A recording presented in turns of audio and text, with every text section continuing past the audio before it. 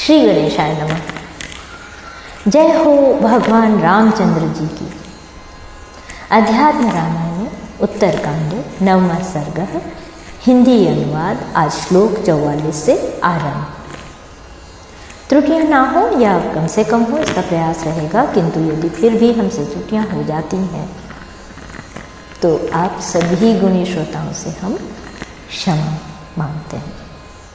और साथ ही आपको ये भी बता दें कि इस सर्ग के संपन्न होने के साथ ही अध्यात्म रामायण भी संपन्न हो जाएगी।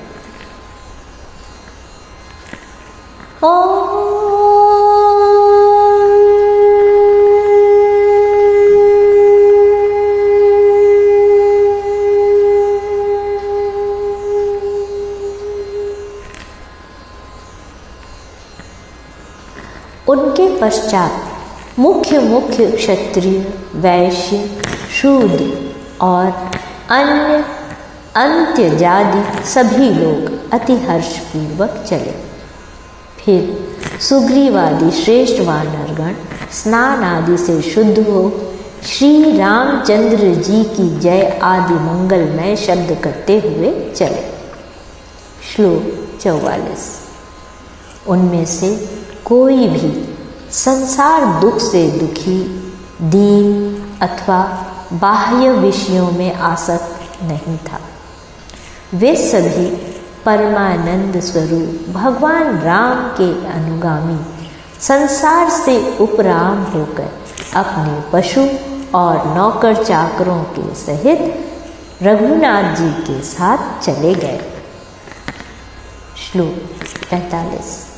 जो प्राणी कभी दिखलाई नहीं पड़ते थे तथा जितने स्थावर और जंगम जीव थे, वे सभी संसार से विरक्त होकर एकमात्र परमेश्वर अनंत शक्ति साक्षात परमात्मा राम के साथ चले। श्लोक 46। उस समय अयोध्या में ऐसा कोई जीव नहीं था जो भगवान राम में चित्त लगाकर उनका अनुगामी ना हुआ हो। महाराज रामचंद्र के कूच करते ही वह सारा नगर सूना हो गया। श्लोक 47। नगर से बहुत दूर निकल जाने पर श्री रघुनाथ जी ने विष्णु भगवान के नेत्र से प्रकट हुई सरयू नदी देखी। स्मरण करते ही पवित्र करने वाले भगवान रामचंद्र जी उसे देखकर बड़े प्रसन्न हुए और फिर इस संपूर्ण जगत को अपने हृदय में देखने लगे। श्लोक 48। इसी समय वहाँ पितामह ब्रह्मा जी तथा अन्य समस्त देवता, ऋषि और सिद्धगण आए। उस समय जिनमें देवगण विराजमान थे, ऐसे सूर्य के समान तेजस्वी करोड़ों विमानों से अनंत पार आकाश खचाखच भर गया। उनके प्रकाश से प्रज्वलित होकर वह स्वयं भी देदीप्यमान हो उठा।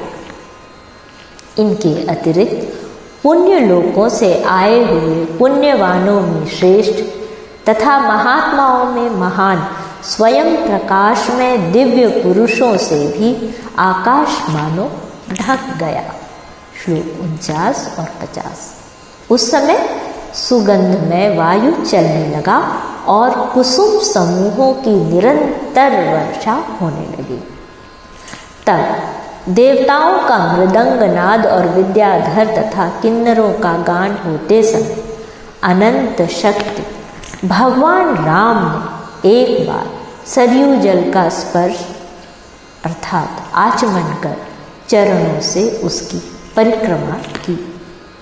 उस समय ब्रह्मा जी हाथ जोड़कर भगवान राम से कहने लगे, हे परमात्मन, आप सबके स्वामी, नित्यानंदमय, सर्वत्र परिपूर्ण और साक्षात विष्णु भगवान हैं।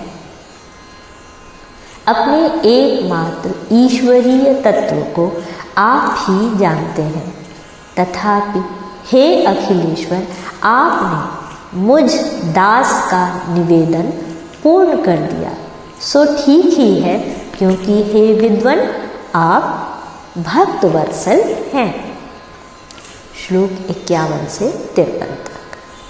हे प्रभु, अब आप भाइयों सहित अपने आदि विग्रह विष्णु देह में प्रविष्ट होकर देवताओं की रक्षा कीजिए, अथवा यदि आपको कोई और शरीर प्रिय हो तो उसी में प्रवेश करके हम सबका पालन कीजिए।